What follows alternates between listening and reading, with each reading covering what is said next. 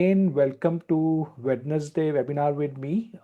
I do this every Wednesday and I pick a topic which I hear from either a client or a peer or a friend, which is relevant for today's, and I share in strictly 30 minutes webinar so that I can give a quick insight to the leaders. So today's topic is scale starts in mind. And so let me give you a little background how this topic came. So I was working with a startup founder, and he was sharing with me that they have a target to have like 3x, 4x revenue growth. However, they don't really have a good system of sales because the founder is coming from a sales background. He feels he can do all of it, and then from there this topic came. And I've also linked it with, so it's again, we identified that it's not about skills, it's about the mental models which comes in the way, and we'll discover how it comes. We'll discover it as we move forward. But we will also discuss, if the systems are not in place, what's the impact on the founder? It leads to burnout, and how the burnout leads to taking wrong decisions. And then at last, we'll spend good time, almost more than half time of this webinar, discussing what could be done to change that alignment. So let me start with a question, and the question is: are your systems aligned with who you were? Means what your identity was, or are they more aligned with where you want to take your business to? It's a Okay, I reflective get the point. question. Getting it. Okay, whether it is actually aligned to future or are you stuck in old patterns which are not serving Yeah, you? absolutely. Absolutely. So Narayan, what's your reflection if you look about your systems? Where are they? So sometimes, I think being a one who moves in middle management, I believe it's a different game for me because I'm also contributing my data towards institutional memory. In that case, legacy systems, I need to also honor legacy systems. So I need to preserve them, some of the modalities, some of the systems which is going to give continuity to the system. So in that way, it's a different one for me. I Yeah, need to preserve something and I need to also accommodate what are new systems that could be imposed upon that.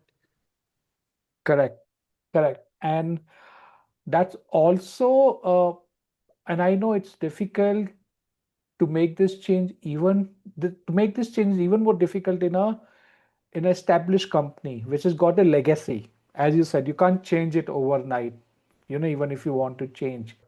So let's move forward. Now, how does identity play a role in scale? Let's decode it a little. Now, let's take a metaphor. If my identity is similar to a feature phone, right? If I've got a feature phone, the old Nokia phone, now if that's what my identity is, what all decisions can I make? I can only make a call or I can send a text message, right? I can't do anything else, right? Now, if that is the decision I can make, so identity, decision lead to systems. What systems can I have? I can only have contact list, the flat contact list, right? Now, Correct, consider agree. if a company has grown, if I still have that mindset of a feature phone, my identity is still very much aligned with that. Can I run a company of 100 people? Most likely not, right? Because my performance would be limited by my systems, which is based on my decision, which is based on my identity. So either I'll sink, or at max I'll sail. I will not be able to scale if I've got an identity which is of a old phone, because I don't have system to support the scale. This is where the role of identity comes in scaling. If I have not, and we'll discover more about it as we go forward, but if my identity is stuck somewhere back to one thing, let's take the case of a feature phone, I cannot scale a 100, 200 member company. I need to change my identity first. And this is not only coming from my experience, this has been proven in multiple research paper uh, reports, which I've mentioned some of them here uh, to be referred. A very famous one is the Conway's law. That system mirror the mental models of their creators. So if my identity is not up to date with the business needs, the decisions I take, the system I create will not support the scale.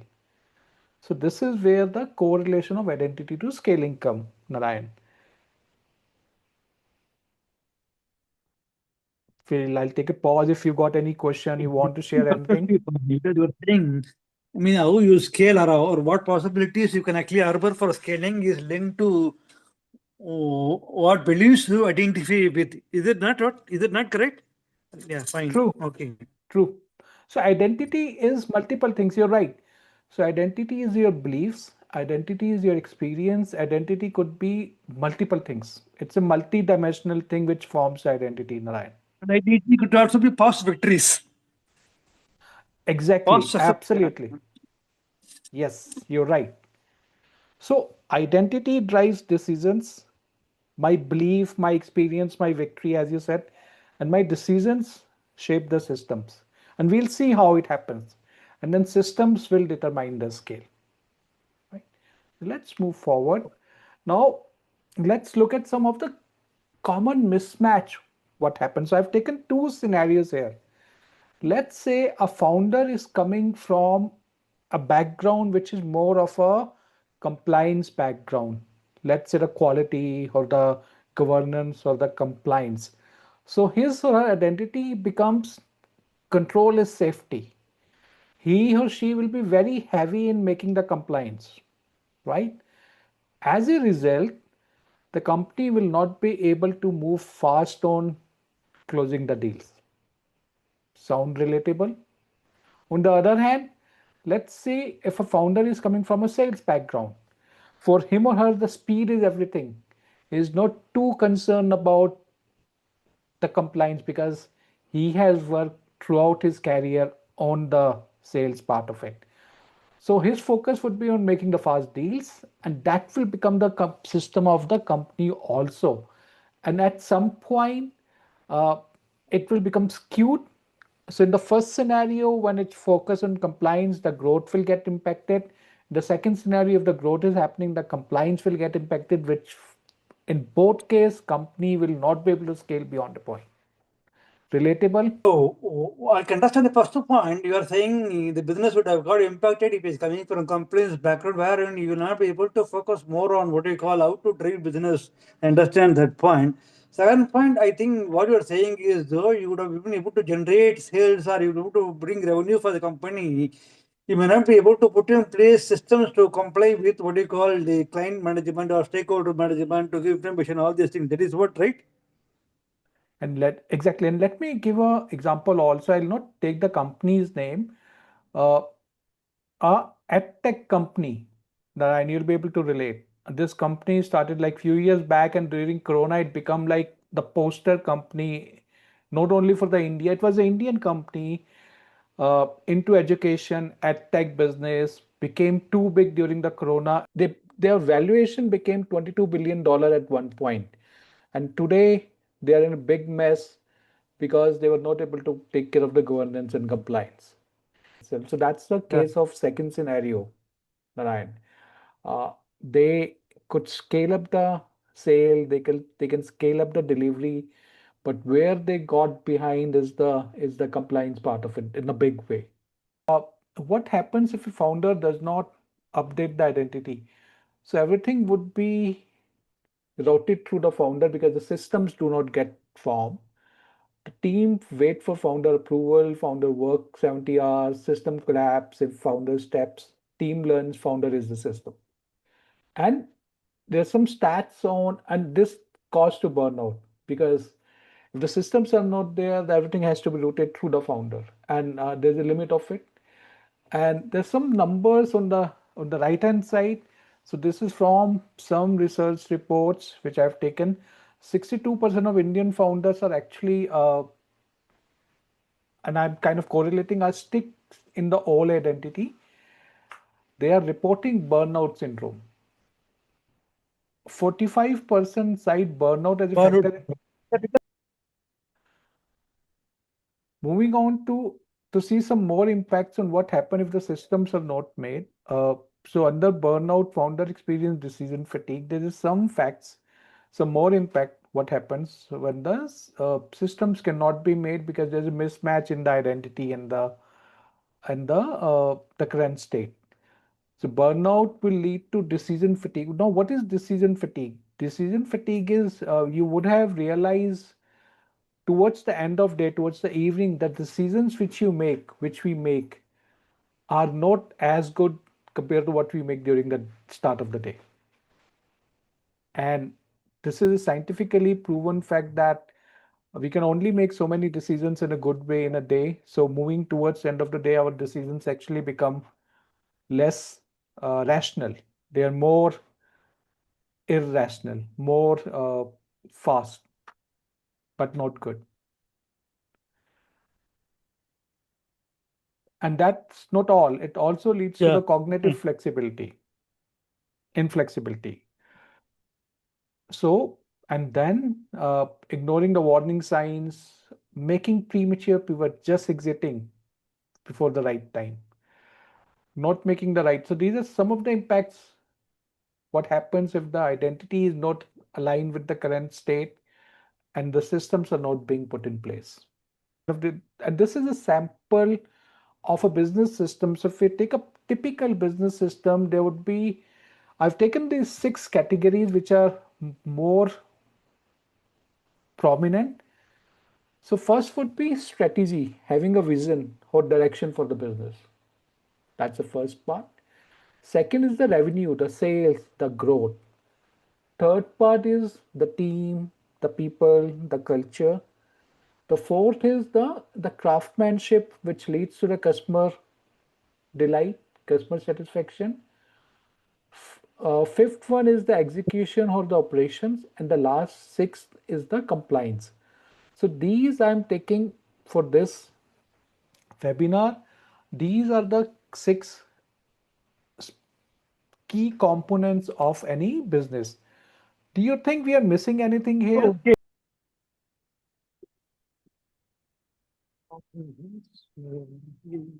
What about HR also covered? Then strategy you covered. Craftsmanship, do you include even quality in this? Yes, right. Quality, customer experience. Yeah. Okay, fine.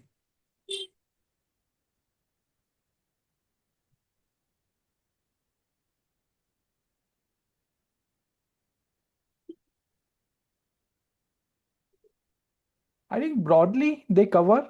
There could be some points. So now this is what the system is. Yeah, there are some points actually. Okay.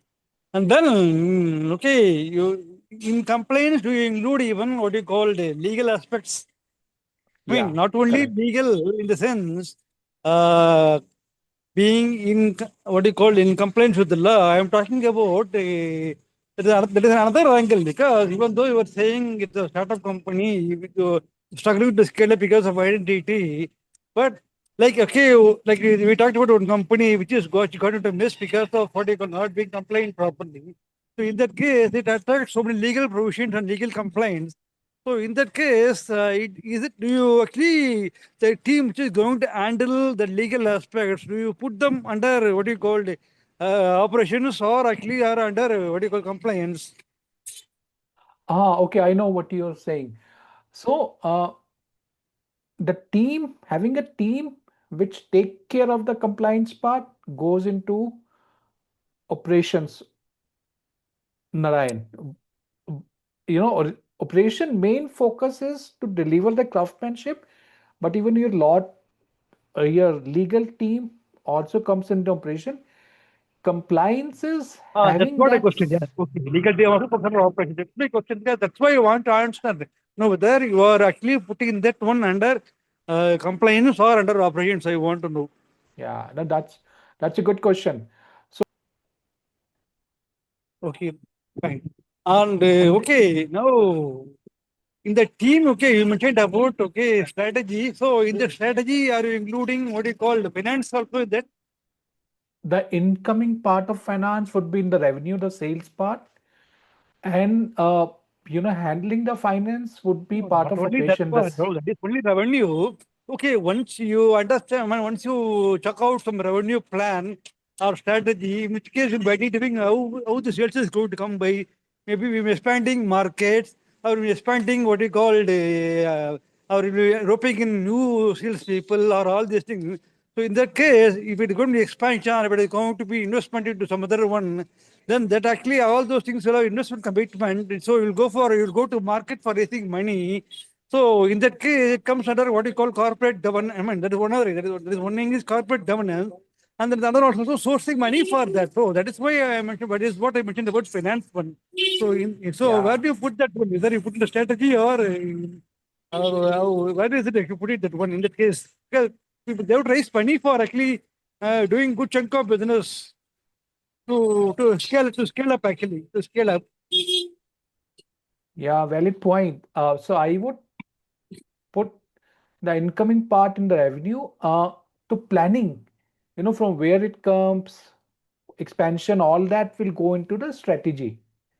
And then, are we doing due diligence in getting the money from the right channel and all that stuff will come under the compliance part of it, Narayan.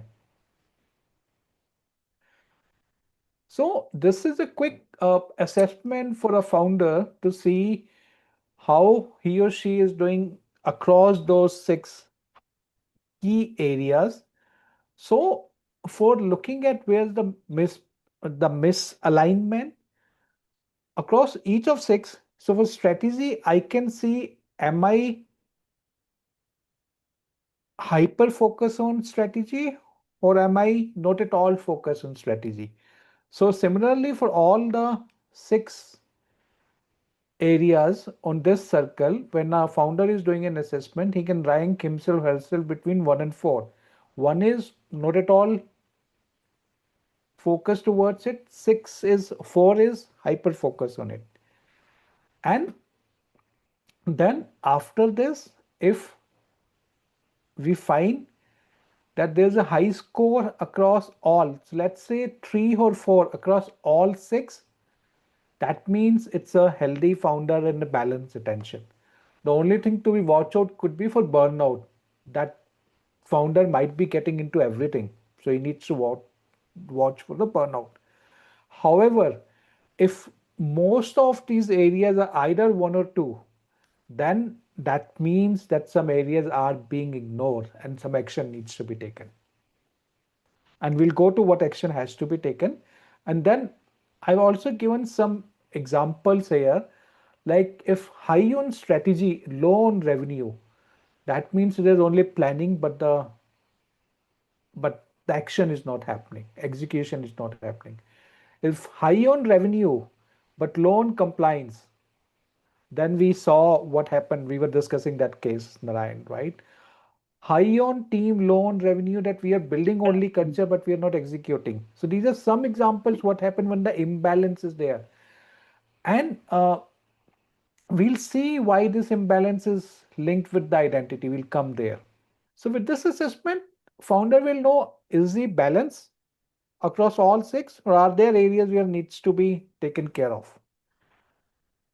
Now, first of all, once I know which area I need to catch up on, this is how it's linked So with identity. Now, one question here. I sure. understand. Okay, as the founder, he is responsible for all the nitty-gritty of running the business.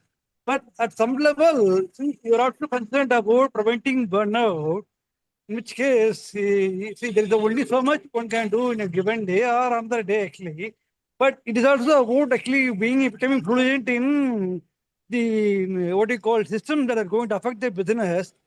But yeah, what I'm asking is it actually one who founder has to be involved in all the thing, or can he actually assign this one to what you call something to what you call a co-founder, or a senior leadership team like that. Is it actually can that way you manage it? Exactly. You're right. That's where we are coming to. So if we look at the first line here, it says you don't need to become expert in all six. You need to become aware of all six and value all six, even if you're not the expert. So you're 100% right. Alone, a founder can't do, but he's have to build the system. The problem is, and that's what we have discussed, if a founder is coming from sales background, primarily Narayan, he might not be able to understand value of compliance. He'll see compliance which is slowing down the sales.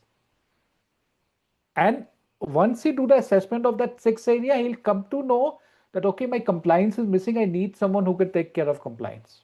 But he need to understand what is the value of compliance. What we have Okay, seen, please, okay.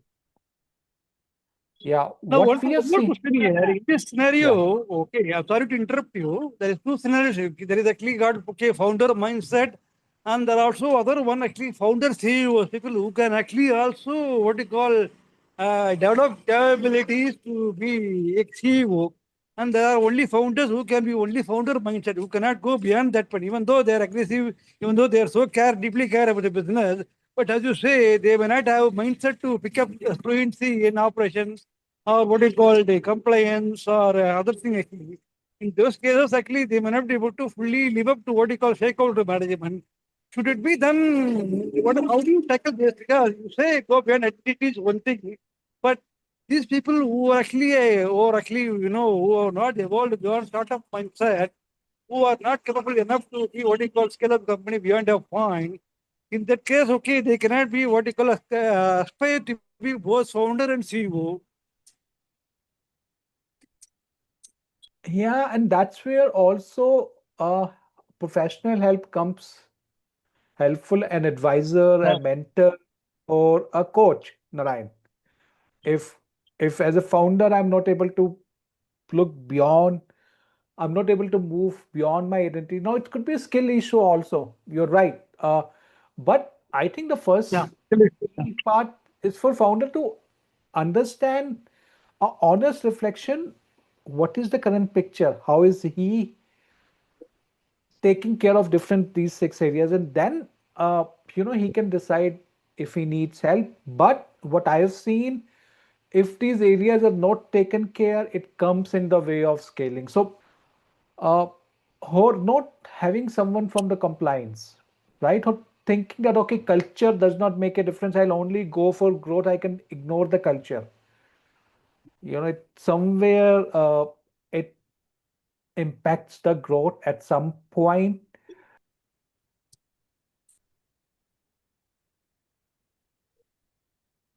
But in general, what will be your opinion?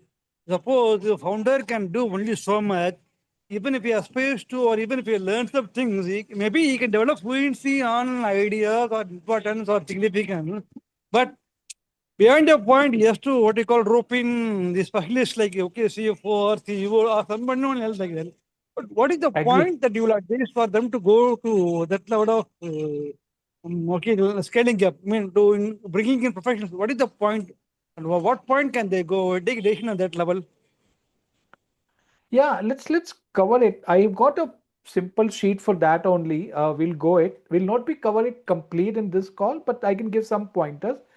So again, the first step is awareness, and then we change the identity. So I mean, from identifying, and we have seen that sometimes we are just stuck in the identity. Okay, I am coming from sales. I'm a sales man. So that identity has to be broken, and new identity has to actually be formed. That okay, I'm a founder who have primary superpower for sales, but I'm also committed to building other six areas also.